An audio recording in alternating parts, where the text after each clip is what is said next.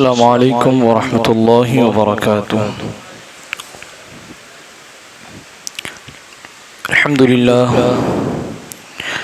अल्हम्दुलिल्लाहि रब्बिल आलमीन वस्सलातु वस्सलामु अला सय्यिदिल अंबिया'i वल मुरसलीन व अला आलिहि व अस्हाबिहि व अतबाइहि व इतरतिहि अजमाइन। अम्मा बअद, फ़अऊज़ु बिल्लाहि मिनश शैतानिर रजीम। बिस्मिल्लाहिर रहमानिर रहीम। इन्नल्लज़ीना आमनू व अमिलुस्सॉलिहाति इन्ना ला नुज़ीअु अज्रा मन अहसना अमला। आमन्तु बिल्लाहि सदक़ल्लाहु मौलाना अज़ीम। आइए हमारा अपनी और सारी कायनात के मरकज़ अक़ीदत क़िबला इताअत काबैन क़ियाद जो सुब्हुल सलाम के मुर्शिद आज़म है, यतीमों के चारागर है, उस नबी बरहक़ के मुक़द्दस बारगाह में अपनी अक़ीदत व मोहब्बत का ख़राज इन अल्फाज में पेश करते हैं जिस तरीक़े से मैं पढ़ाऊँ। मेरे साथ मिलकर पढ़ें। अस्सलातु वस्सलामु अलैका या रसूल अल्लाह या हबीब अल्लाह। अस्सलातु वस्सलामु अलैका या नबी अल्लाह। अस्सलातु वस्सलामु अलैका या नूर अल्लाह सल्लल्लाहु तआला अलैहि वसल्लम। अल्लाह ताला का बेपनाह फज़ल है, उसका करम और तौफ़ीक़ है कि उसने हमें अपने घर में बुलाया और हमें नमाज जुमा के अदायगी की तौफ़ीक़ अता फ़रमाई, हम पर फ़ज़ल फ़रमाया, सेहतमंद बनाया, तंदुरुस्त तवाना बनाया। ये उसका बेपनाह फ़ज़ल है, करम है। जुमा के दिन आमाल की बड़ी फजीलत है, नेक अमल की। बतौर ख़ास दुरूद पाक पढ़ने की बड़ी फजीलत है। सरकार फरमाते हैं कि जो मुझ पर कसरत से दुरूद पढ़ेगा कल क़यामत के दिन मुझसे सबसे ज़्यादा करीब होगा। दुरूद पढ़ा करें। इस दुरूद पाक की आदत को बनाने के लिए हम सब अपनी मसाजिद में हर दुआ पर दुरूद पाक पढ़ते हैं और दुआ के इख्तिताम पर दुरूद पाक पढ़ते हैं। इतना ही नहीं बल्कि हमारे यहाँ तो बाज़ाब्ता दुरूद पाक पढ़ने की मजलिस सजाई जाती है और कसरत से दुरूद पाक उसमें पढ़ा जाता है। मेरी आपसे गुजारिश है कि हर जुमेरात को आप दुरूद पाक की इस मजलिस में शिरकत फरमाया करें। दुरूद पाक के बाद इज्तिमाई तौर पर अपने लिए उम्मत मोहम्मदिया के लिए दुआ भी की जाती है, आप उसमें भी शरीक हुआ करें। आज की जो गुफ्तगू है उसका उन्वान अहले जन्नत का तज़किरा। हमें मालूम है कि इंसान दुनिया में आया है और फिर इंसान दुनिया से चला जाएगा। अच्छे अमल करेगा तो उसका बदला उसे अच्छे तरीके से मिलेगा, हक़ और इंसाफ के साथ मिलेगा, अल्लाह के फजल के बुनियाद पर मिलेगा। बुरे अमाल करेगा तो उसका बदला उसे अदल इंसाफ के साथ और इंसाफ के तकाजे की बुनियाद पर मिलेगा, क्योंकि जो उसने किया है उसी का उसको बदला मिलेगा और उसी के बुनियाद पर, उसके करतूत के बुनियाद पर उसके मामलात होंगे। अच्छा अमल करेगा जन्नत का मुस्तहिक होगा, बुरे अमाल करेगा तो जहन्नम का मुस्तहिक होगा। हमारे और सहाबा के अमाल में फ़र्क ये था, या बुनियादी फ़र्क ये है कि हम हमारी नेकी के काम अंजाम देने का बुनियादी मकसद जन्नत का हुसूल है। यानी हम ये चाहते हैं कि हम अच्छे अमाल करें और इसके बदले में हमें जन्नत मिल जाए, हम ये चाहते हैं। लेकिन सहाबा इकराम रिज़वानुल्लाहि ताला अलैहिम अजमईन या हमारे जो असलाफ इकराम थे, बुजुर्गान दीन थे, उनके नेक अमल करने का मकसद ये था कि हमारे इस अमल से अल्लाह राजी हो जाए, हमारे इस अमल से अल्लाह राजी हो जाए। जब अल्लाह ताला राजी हो जाएगा सारी खुदाई बंदों की हो जाएगी। ये उनका मकसद था कि अल्लाह ताला राजी हो जाए। और यही बुनियादी वजह थी कि सहाबा इकराम रिज़वानुल्लाहि ताला अलैहिम अजमईन अगर किसी अमल में कोई कमी रह जाती थी, किसी अमल में कोई कमी रह जाती थी, फर्ज और वाजिब तो छोड़ दीजिए, वो तो वो अदा ही करते थे, कोई नफिल इबादत भी अगर कभी तर्क हो जाती थी उनकी, तो बड़ी गिरिया औजारी करते थे, मिन्नत समाजत करते थे, रोते थे, गिड़गिड़ाते थे, फकत इसलिए कि अल्लाह हमसे राजी हो जाए। कहीं ऐसा तो नहीं कि हमारे इस नफिल के छोड़ देने से या ये इबादत मुस्तहब इबादत छूट जाने से या नफल इबादत के छूट जाने से कहीं ऐसा ना हो कि अल्लाह हमसे नाराज हो जाए। और ऐसा तो नहीं कि अल्लाह हमसे नाराज हो गया इसीलिए ये इबादत छूट गई। वो इस पर कयास करते थे, क्योंकि वो उनका मकाम अल्लाह के नजदीक इतना बुलंद था कि वो ये चाहते थे कि पल भर के लिए भी अल्लाह ताला से की मोहब्बत से हम जुदा ना हो, हमेशा उसकी मोहब्बत में रहें। ये उनका मकसद था, बुनियादी मकसद। तो हमेशा अल्लाह ताला की रजा हासिल करने की कोशिश करते थे और वही हर वो अमल करते थे जिससे अल्लाह राजी हो जाए। तो उनका बुनियादी मकसद ये था कि हम जो भी नेक अमल करें, जो भी अच्छे काम करें, हमारे अमल और अच्छे काम से अल्लाह राजी हो जाए। और हमारे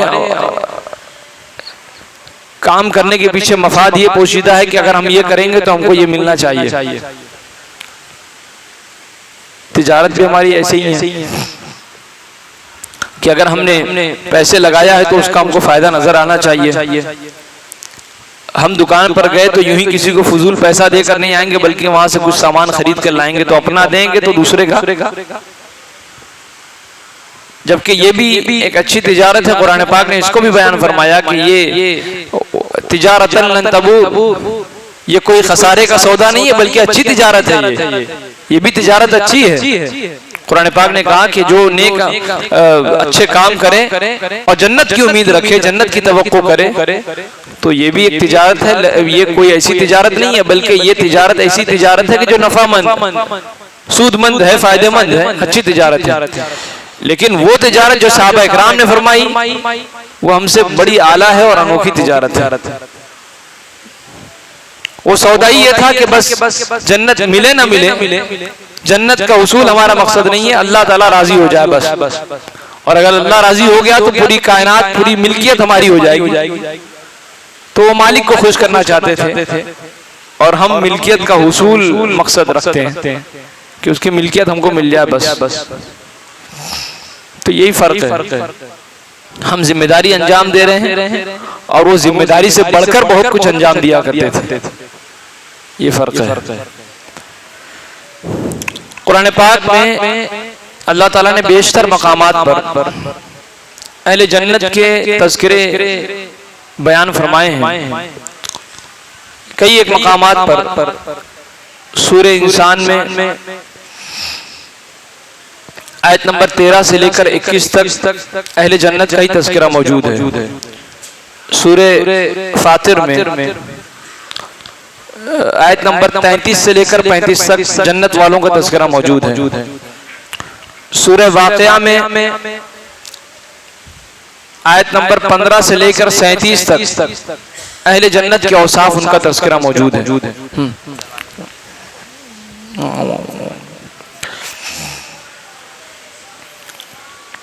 सूरह कहफ में आयत नंबर 31 से बात चलती है, 3 या 4 आयत वो भी है। इस तरीके से एक नहीं मुतअद्दिद मकामात पर कहीं जन्नत का तज़किरा मौजूद है तो कहीं अहले जन्नत का तज़किरा मौजूद है।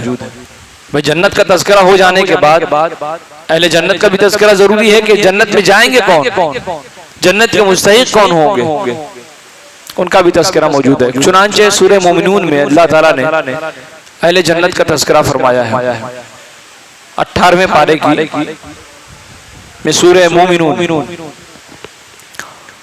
कई एक उसमें जो है बंदों के औसाफ अल्लाह ताला ने बयान फरमाए कि ये बंदे ये बंदे ये बंदे ये तमाम जो है जन्नत के मुस्तहिक है। उलाइका हुमुल वारिसून अल्लज़ीना यरिसून अल-फिरदौस हुम फ़ीहा खालिदून। ये जितने हैं इतनी मेहनत करने के बाद तो ये जन्नत के हकदार बन ही गए।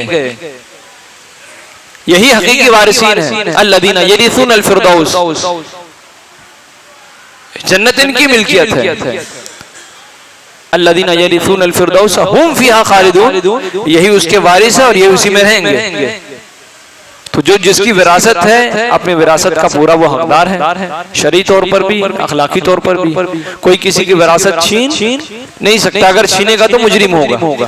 तो कुरान पाक ने अहले ईमान का तज़किरा करने के बाद, उनकी खूबियों का तज़किरा करने के बाद अल्लाह ताला ने कुरान पाक में बेसाख्ता बरमला वाज़े अंदाज में अल्लाह ताला ने बयान फरमाया कि अल्लज़ीना यरिसून अल-फिरदौस, ये वो लोग हैं जो जन्नत को सजा रहे हैं, जन्नत की तैयारी में लगे हैं, जन्नत के विरासत की पूरी तैयारी, उसूल की पूरी तैयारी है इनके पास और यही उसमें रहने वाले हैं।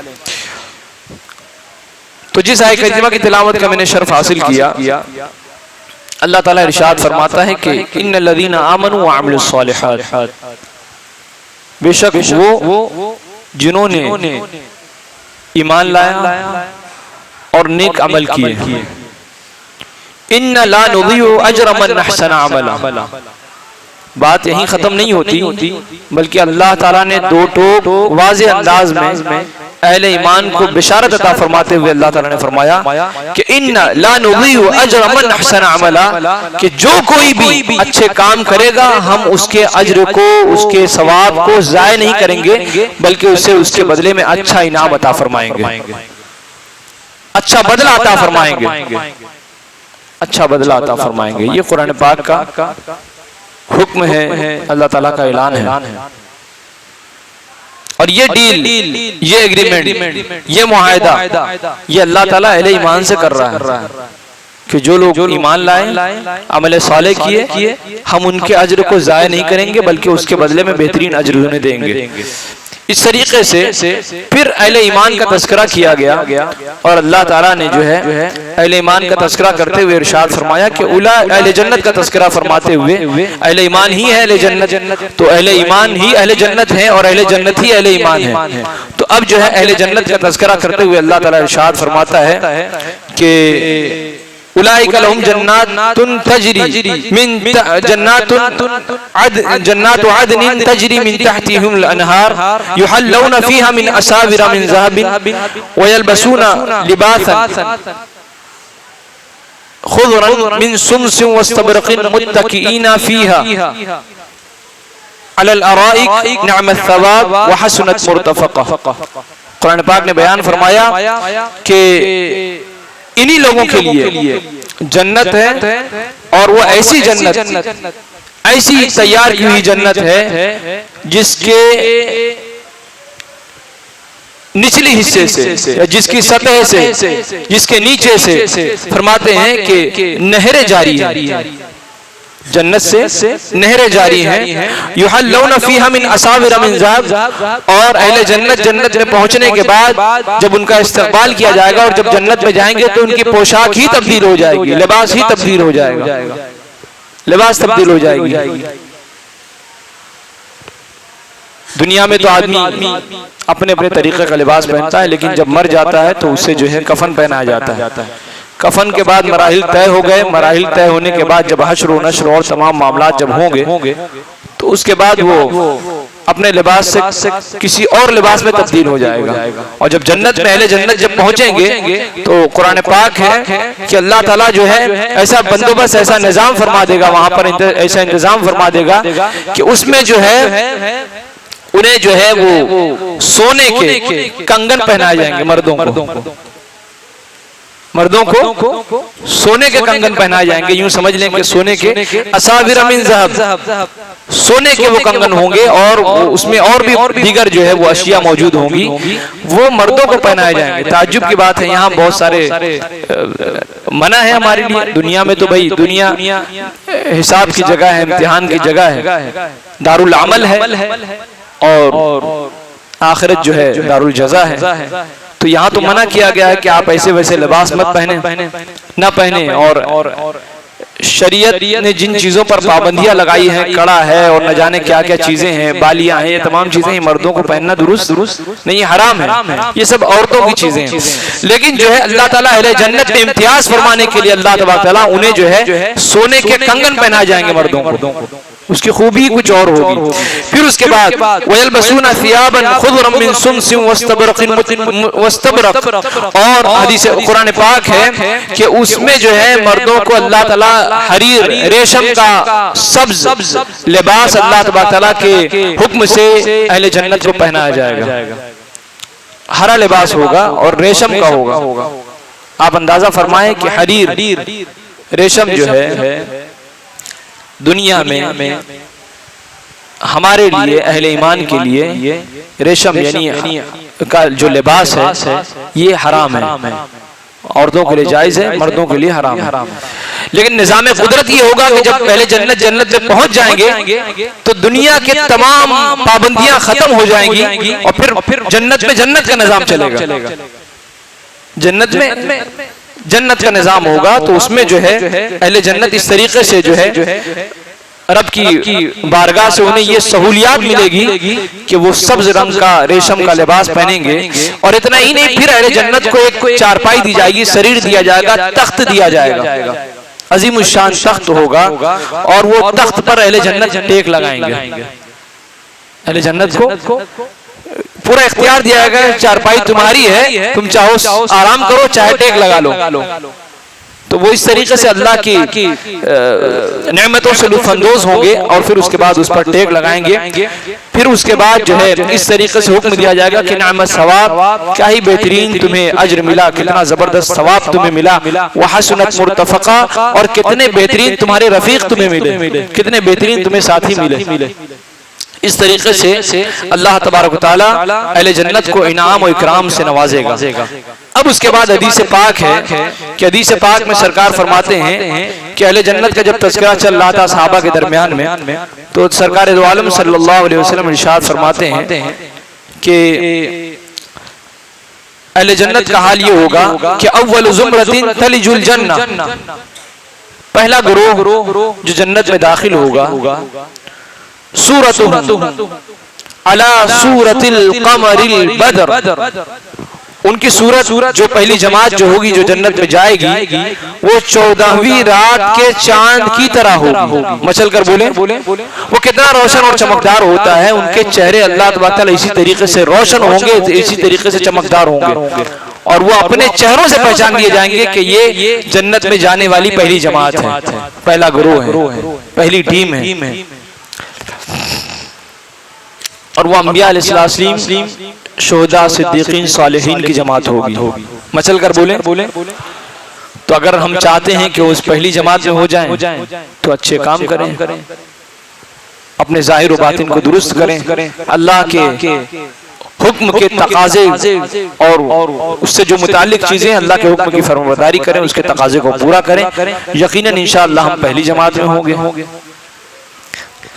अब हदीस पाक में है कि फिर वो लोग जो उसके बाद दाखिल होंगे जन्नत में, आसमान में सबसे ज्यादा रोशन तारे की तरह वो चमकते होंगे, यानी दूसरी जमात भी दाखिल होगी। तो आसमान में जो रोशन सितारा है उस सितारे के मानिंद उनके चेहरे चमकते होंगे। और फिर हदीस पाक है कि हाल ये होगा कि ला यबसुकून फीहा वला यमतखुतून वला यतगव्वतून आनियतहुम फीहा अज़हब। हदीस पाक है कि उनका हाल ये होगा कि वो जन्नत में पहुंचने के बाद उन्हें पेशाब का एहसास नहीं होगा, वो पेशाब नहीं करेंगे। कभी कभी हमें जरूरत पेश आती है, इंसानी तकाजा है, हमारी जरूरत है, जब तक हम हैं बाहयात हैं, इंसानी जिंदगी के साथ लगा हुआ है। लेकिन जन्नत में पहुंचने के बाद वो तमाम निजाम तब्दील हो जाएगा और फिर उसके बाद इतना ही नहीं, न पेशाब की जरूरत महसूस होगी, न पाखाने की जरूरत महसूस होगी, क़ज़ाए हाजत मुकम्मल खत्म। और अब न वो नाक साफ करेंगे, नाक में भी हमारे हवा का असर होता है, हवाओं का, मुख्तलिफ हवाओं का असर होता है, आलूदा हवाएं, गर्द गुबार हमारे नाक और मुंह में जब जाती हैं तो वो फासिद मादे तैयार होते हैं। तो हमें जरूरत पेश आती है कि हम पानी के जरिए से, दीगर और चीजों से हम उसे साफ करें। तो अब हदीस पाक में फरमाते हैं कि वो जन्नती जब जन्नत में पहुंच जाएंगे तो वो न नाक साफ करेंगे न थूकेंगे। थूकने से बलगम होता है और नाक के अंदर जो चीजें मौजूद होती हैं वो, तो इन दोनों चीजों की जरूरत पेश नहीं आएगी अहले जन्नत को, ना वो थूकेंगे और ना नाक साफ करने की उन्हें जरूरत पेश आएगी। और हदीस पाक है कि वअमशातुहुम मिन ज़हब वल फिद्दा, और अहले जन्नत को अल्लाह ताला इतनी अजीम नेमतें अता फरमाएगा कि उनकी कंघियां जो होगी वो सोने की होगी और चांदी की होगी। जिन कंघियों का सहारा लेकर वो अपने बालों को आरास्ता करेंगे, मुज़य्यन करेंगे, तो वो सोने और चांदी की होंगी। आपने कभी तज़किरा सुना है जन्नत का तज़किरा या अहले जन्नत का? ये आप सुनिए। हदीस पाक में सरकार की ज़बानी सरकार सहाबा इकराम के दरमियान में इरशाद फरमा रहे हैं, सहाबा इकराम हुजूर की बातों को सुन रहे हैं और वो यही कलिमात सहाबा इकराम की मजलिस में सरकार फरमा रहे हैं कि जो अहले जन्नत की जो कंघियां होंगी इस्तेमाल की, उसका हाल ये होगा कि वो सोने और चांदी की होंगी। यहाँ तो आप सोना खरीदने जाएं तो शायद चंद तोले हम खरीद लें तो बहुत बड़े अमीर हैं, अपनी गनीमत वही समझते, इतनी कीमत का 70, 75, 80 न जाने कितना पहुंचा हुआ है सोने की ये कीमत। वहां तो हर चीज सोने का, हर चीज चांदी की, वहां कोई इसकी कोई अहमियत। अहले जन्नत की वहां अहमियत है, जन्नत वालों की अहमियत है, अहले ईमान की वहां अहमियत है। तो अब हदीस पाक है कि इस तरीके से कंघियां उनके जो है वो सोने और चांदी की होंगी, और फिर उसके बाद जो उनके जरिए से उनके बदन पर जो पसीना होगा वो पसीना मुश्क जैसा होगा। बुलंद आवाज से बोले। ये अहले जन्नत का तज़किरा है, तो अहले जन्नत के तज़किरे पर अगर सुभान अल्लाह कह दें तो इस पर भी सवाब है। और फिर उसके बाद क्यों ना हो, कुरान पाक ने अहले जन्नत का तज़किरा किया, हदीस पाक में इसका तज़किरा मौजूद है, तो हम तज़किरा सुने तो जरूर सुभान अल्लाह कहें। अब देखिए, पसीना मुश्क का होगा और उन्हें लोबान की जरूरत पेश आएगी जिससे धुनी दी जाएगी। तो अब उसमें बयान किया गया हदीस पाक में कि व मजामिरुहुम अलुवा व रशहुम मिस्क। हदीस पाक में है कि जो धुनी दी जाएगी वो जो है उसमें ऊद का असर होगा, ऊद होगा। और फिर उसके बाद हदीस पाक है कि अल्लाह तबारक तआला जन्नत में जन्नतियों को इनाम के तौर पर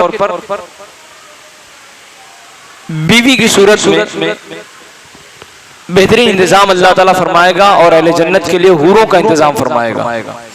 हदीस पाक में है कि उनका हाल ये होगा कि वो बड़ी आंखों वाले होंगी, और आंखों के वस्फ को बयान किया गया कि आंख के अंदर ये खूबसूरती को अल्लाह ताला ने बयान किया कि लोग इसका तसव्वुर करें और गुनाहों से बाज आ जाएं। खूबसूरती का हाल ये है कि आंख के अंदर जो सफेद होता है, सफेदी जो होती है, वो सफेदी जो है बिल्कुल ही सफेद होगी। अहले जन्नत में जो अहले जन्नतियों के लिए जो हूरें होंगी उनका हाल होगा कि आंख के अंदर जो सफेदी है वो सफेद ही होगी मुकम्मल, यानी सफेद में उसको ज्यादा सफेद होगी, और जो आंख का वो हिस्सा जो काला है वो बिल्कुल ही काला होगा। तो किस कदर सफेदी होगी आप अंदाजा लगाएं। अहले अरब में ये बात मशहूर थी कि जिसकी आंख का सफेदपन वो बहुत ज्यादा सफेद हो और कालापन बहुत ज्यादा काला हो, बहुत ही खूबसूरत है। ये अहले अरब में मशहूर थी ये बात। तो इस तरीके से कुरान पाक में और हदीस पाक में इसका जिक्र मौजूद है कि अल्लाह तबारक तआला जन्नतियों को, हर एक जन्नती के लिए 2 बीवियां होंगी जन्नत में। और फिर उसके बाद जो है हदीस पाक में है कि अहले जन्नत का हाल ये होगा कि सब जन्नतियों की आदत एक जैसी होगी, सब जन्नतियों की आदत एक जैसी होगी, कोई मुख्तलिफ आदत का नहीं होगा। और हाल ये होगा कि हदीस पाक में है कि इख्तिलाफ बैनहुमा वला तबागुद, उनके दरमियान में कोई हसद नहीं, कीना नहीं, कपट नहीं, कोई जलन नहीं, कुछ नहीं कि उसको इतना मिल गया मुझको इतना।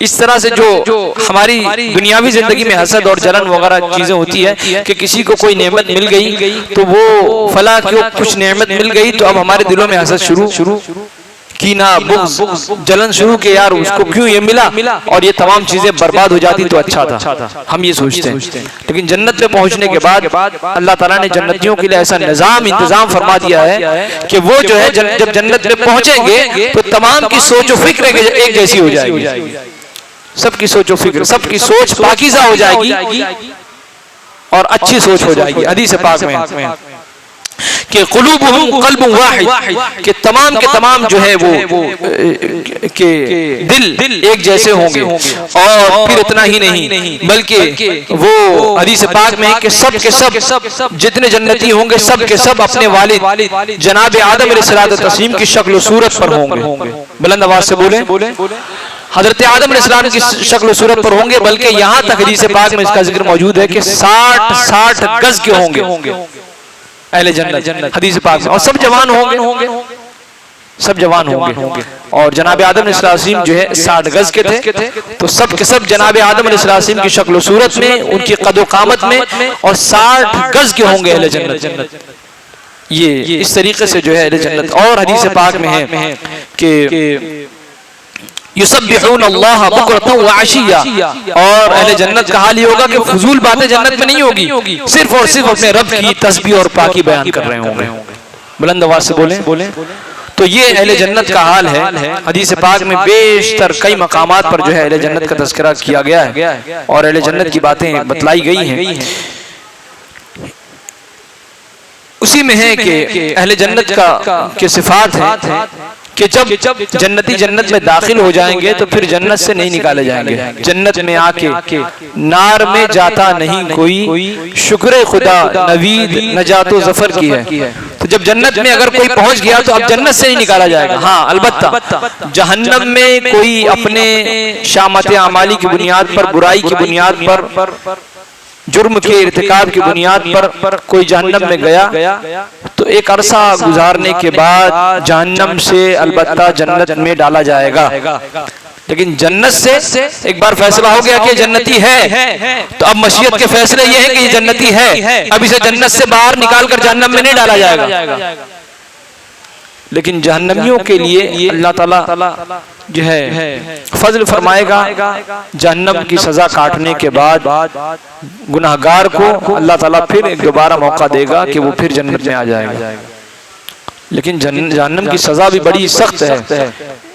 अहले जहन्नम का भी इंशाअल्लाह किसी जुमा को तज़किरा किया जाएगा कि जहन्नम वालों का तज़किरा क्या है कुरान पाक में, हदीस पाक में, और क्या बयान किया गया उनके बारे में। अहले जन्नत का तज़किरा ये है कि जो जन्नत में दाखिल हो गए तो दाखिल हो गए, फिर वो जहन्नम में नहीं डाले जाएंगे, जन्नत से बाहर नहीं निकाले जाएंगे। इस तरीके से हदीस पाक में है कि उनका दिल एक जैसा होगा, तो हसद और बुग़्ज़ कीना ये तमाम चीजों से पाक होगा। हदीस पाक है कि फिर जन्नत में पहुंचने के बाद मौत नहीं है, मौत नहीं है, फिर जिंदगी का मजा है। फिर तो जिंदगी का मजा है, जो जिंदगी मिल गई वहां की, फिर आदमी उसी जिंदगी का मजा जो है वो लेता हुआ अल्लाह की तस्बीह और उसकी पाकी बयान करता रहेगा।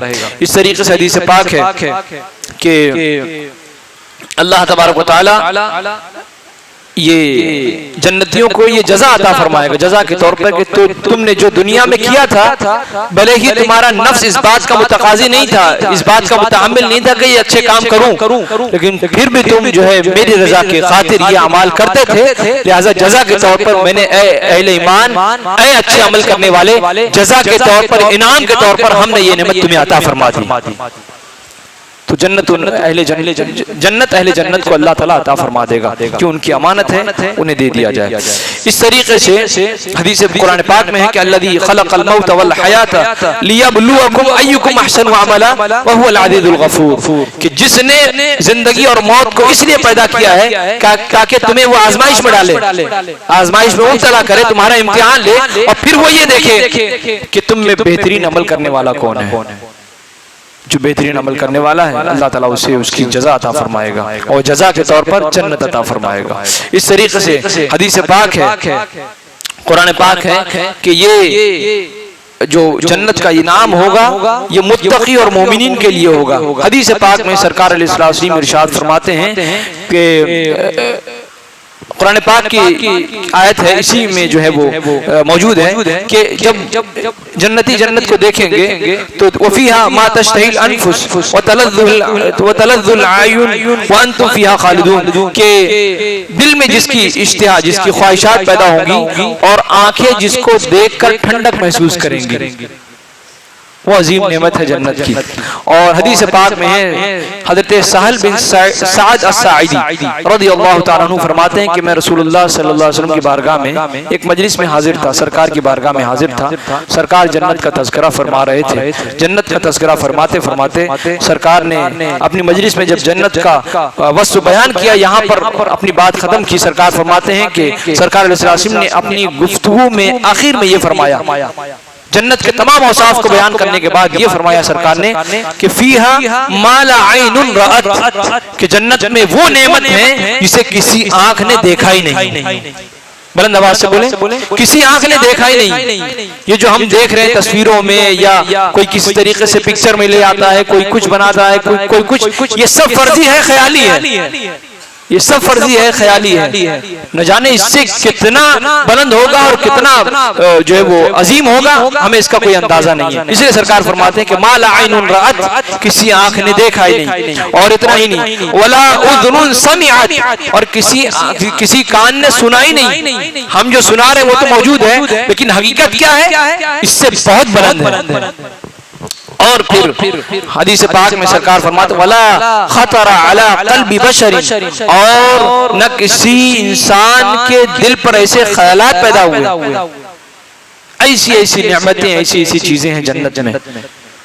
तो अब जन्नत में बहुत सारी चीजें हैं, हम वहाँ पहुंचे तो सबको अंदाजा होगा। हमसे पहले बहुत सारे लोग जन्नत के मुंतज़िर हैं, वो हिसाब किताब और तमाम चीजों, फिर उसके बाद हश्र बपा होगा, लोग अहले जन्नत में जाएंगे। तो अब जिम्मेदारी हमारी ये बनती है कि जन्नत को कैसे हासिल किया जाए, जन्नत में किस तरीके से जाया जाए, जन्नत को कैसे हासिल किया जाए। जन्नत को हासिल करना जितना हम समझते हैं आसान है, उसकी कदर वो मुश्किल अमर भी है।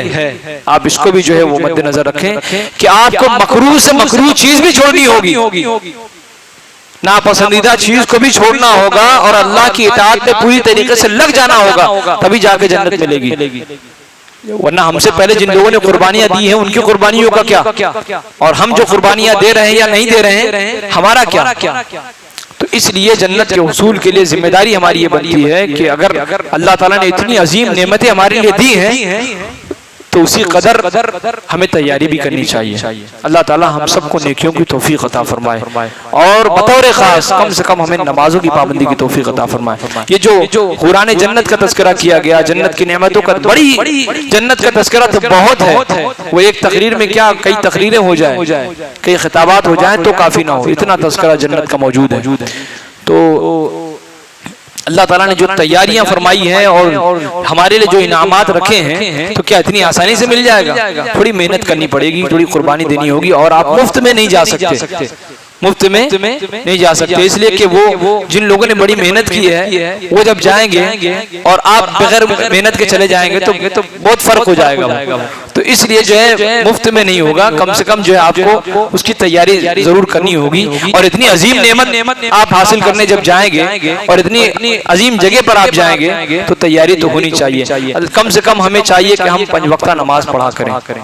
5 वक्त की अगर हम नमाज पढ़ते हैं तो इंशाअल्लाह के हदीस पाक की रूह से और बहुत सारे कुरान पाक की आयतों के जरिए से ये बात वाज़ेह है कि जो शख्स वजू नमाज की चाबी है, हदीस पाक है, वजू नमाज की, बोले वजू नमाज की, वजू नमाज की, अच्छा ये वजू नमाज की चाबी है, यानी आप वजू करेंगे तो ही नमाज पढ़ सकते हैं।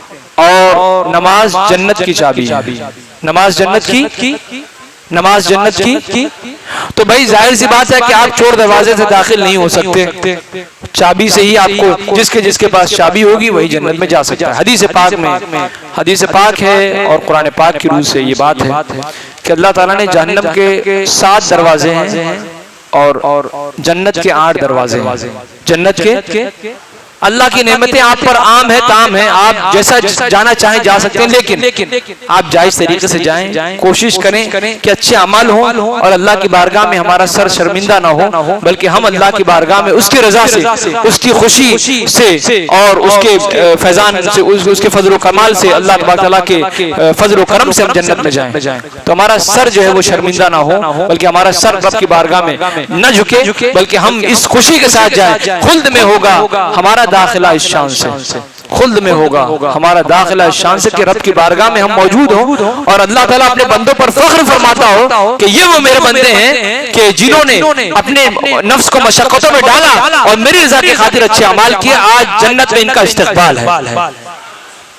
तो इस तरीके से आप जाएं। अल्लाह तबारक हम सबको नेकियों की तौफीक अता फरमाए। जिए तो मुसलमान होकर जिए, मरे तो रब की बारगाह मुसलमान होकर हाजिर हों। और अगर हमने ये तकाज़े अल्लाह के पूरा कर लिया तो यकीनन अल्लाह की नेमतें हमारा इस्तकबाल करने को तैयार हैं। पढ़ेंगे नमाज इंशाअल्लाह, हर कोई पढ़ेंगे। फिर इंशाअल्लाह कुछ लोग जोश में इंशाअल्लाह बोल दिए, फिर कम हो गए कि पढ़ना है ही नहीं, तो वादा क्यों करें, पढ़ना है ही नहीं, वादा क्यों करें। ऐसा ना करें आप, जिंदगी मौत का कोई ठिकाना नहीं है, तो इसलिए जो आप ये गुमान ना करें कि आप जब मरेंगे तो सीधा जन्नत में ही जाएंगे, ऐसा नहीं। और कुछ लोग तो ये कहते हैं भाई जहन्नम तो हम ही लोगों के लिए है और जन्नत जहन्नम में भी तो कोई जाने वाला चाहिए कि नहीं चाहिए। तो भाई आप अपने लिए क्यों मुसीबत इकट्ठा करना चाहते हैं, अपने लिए क्यों मुसीबत मोल रहे हैं आप। दुनिया की आग आप बर्दाश्त नहीं कर सकते, जहन्नम की आग हम कैसे बर्दाश्त कर सकते। गर्मी बर्दाश्त नहीं कर सकते, मौसम के लिहाज से ठंडी और गर्मी हम बर्दाश्त नहीं कर सकते, बारिश बर्दाश्त नहीं कर सकते। हम जहन्नम की आग बर्दाश्त कर पाएंगे या जहन्नम में मिलने वाले ठंडे अजाब बर्दाश्त कर पाएंगे, नहीं कर सकते। इसलिए कोशिश ना करें और ये जुमला ना कहा करें कि जहन्नम तो भड़काई जाने वाली है, लिहाजा हम जहन्नम के लिए तैयार हैं, हम ही लोगों से तो जहन्नम जलाई जाएगी। इस तरह की बात लोग कर जाते हैं, ये नहीं कहना चाहिए। जब आदमी अपनी आक़िबत से दूर हो जाता है और आक़िबत की जब फिक्र नहीं होती तो इस तरह की उल्टी सीधी बात करता है। अल्लाह के अजाब से पनाह मांगनी चाहिए और अल्लाह की नेमतों का सवाल करना चाहिए कि परवरदिगार जो तू नेमतें हमें अता फरमाया है, हम पर आम फरमा दे, ताम फरमा दे, और जो अजाब तेरे हैं उन अजाब से हमें बचा दे। ये दुआ करनी चाहिए। अल्लाह तबारक हम सबको नेकियों की तौफीक अता फरमाए। दौरान गुफ्तगू जो भी खता हुई परवरदिगार मुझे माफ फरमाए। अस्तगफिरुल्लाह रब्बी मिन कुल्लि ज़ंबिन व अतूबु इलैह। खड़े हो जाएं, सुन्नत अदा फरमा दें।